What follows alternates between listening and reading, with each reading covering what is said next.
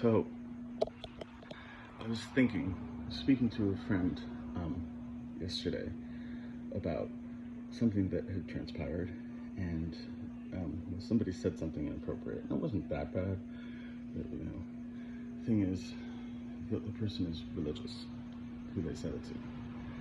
So it was kind of like, okay, well, it wasn't about pro-life or pro-choice, but something along those lines, where it was just an insensitive remark.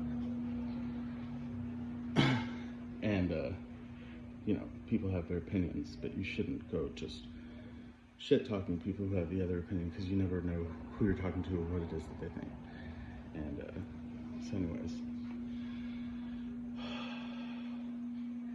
I said they're a religious person, and I said, I'm fine if somebody said something like that to me, even if it was a subject that I disagreed with. I'm not sensitive on the subject. And I pointed to my statue of Poseidon, my Buddha, my crucifix that says thankful, and I said, I believe in God,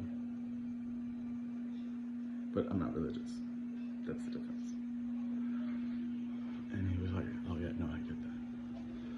And then my mind started thinking about it more, and I wondered, did he get it? Did he understand what I mean? I do believe in God. I do believe in the one true God. And when I say the one true God, I mean the one true God of the Jewish people. That is what he is famous for. Yes, there are other branches of the same family. And yes, they are equal in God's eyes to the Jews. God does not favor the Jews over any other religious person. But the Jews are the ones who say he is the one true God. And the Muslims, because they worship the same God.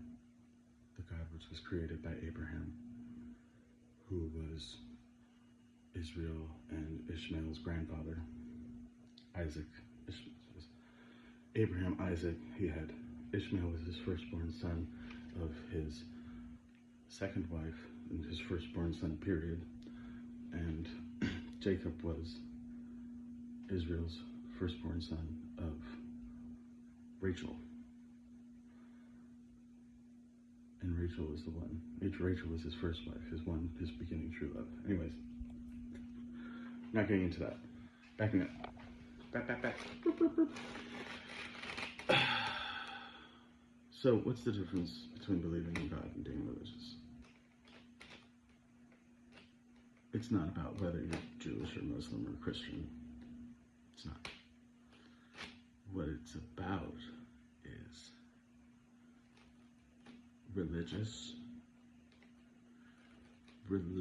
people believe that the world is 6,000 years old. Religious people do not believe in evolution.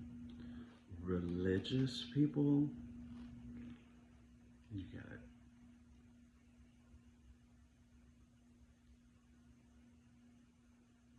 And all of that stuff is fine. It's a leap of faith, and that's fine. Leap of faith. But it's also cultural erasure, because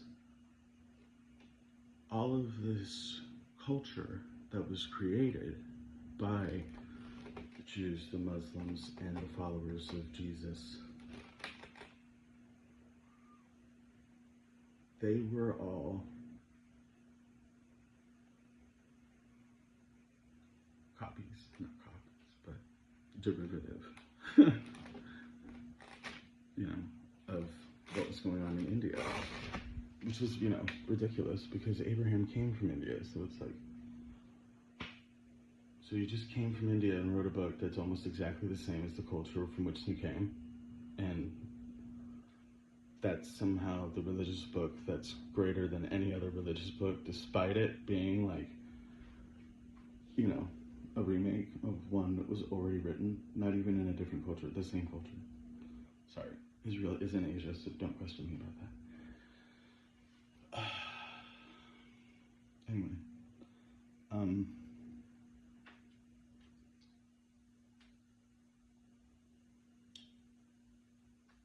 so then that got me to thinking, that train of thought kind of ended and move on to the next. What do I believe? Talk to you about what a religious person believes. Okay, but what do I believe? Someone who believes in God, but is not religious.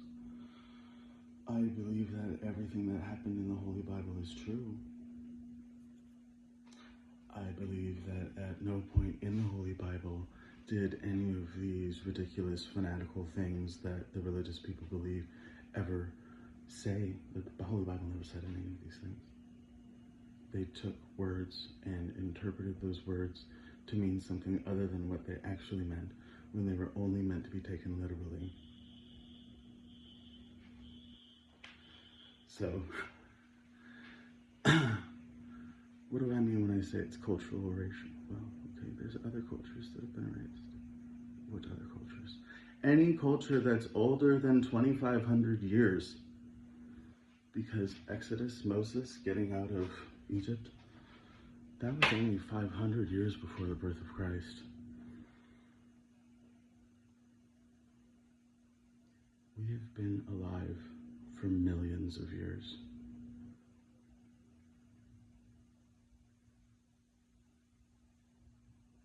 I just can't.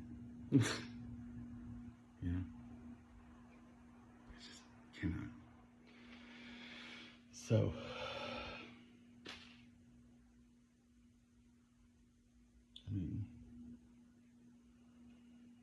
then people ask me, there's an alarm going off at the elementary school across the street. In Imperial Beach. So anyways, somebody pulled a fire alarm, probably some prankster kids or whatever.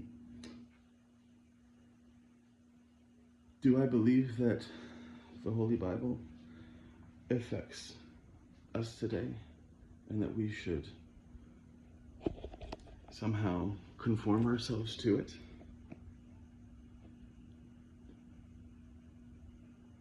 No, I don't. I've put a lot of thought into it, and if you can't tell that I've put a lot of thought into it my entire life. Reading the Bible on my own, nobody teaching me anything. And I've decided that they're all a bunch of delulu motherfuckers. While I actively believe every single word that was written in the Bible. God loves them. God loves us. God loves us all. And they're all just out there killing each other, thinking that somehow that makes them the most holy. What I love, you know what I'm thinking about? The destruction of man. And how the creation of God will eventually lead to the destruction of man.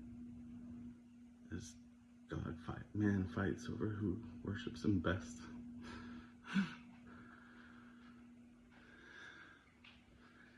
And, it just makes me laugh that, to think about man's one redemptive quality is its own self-destruction.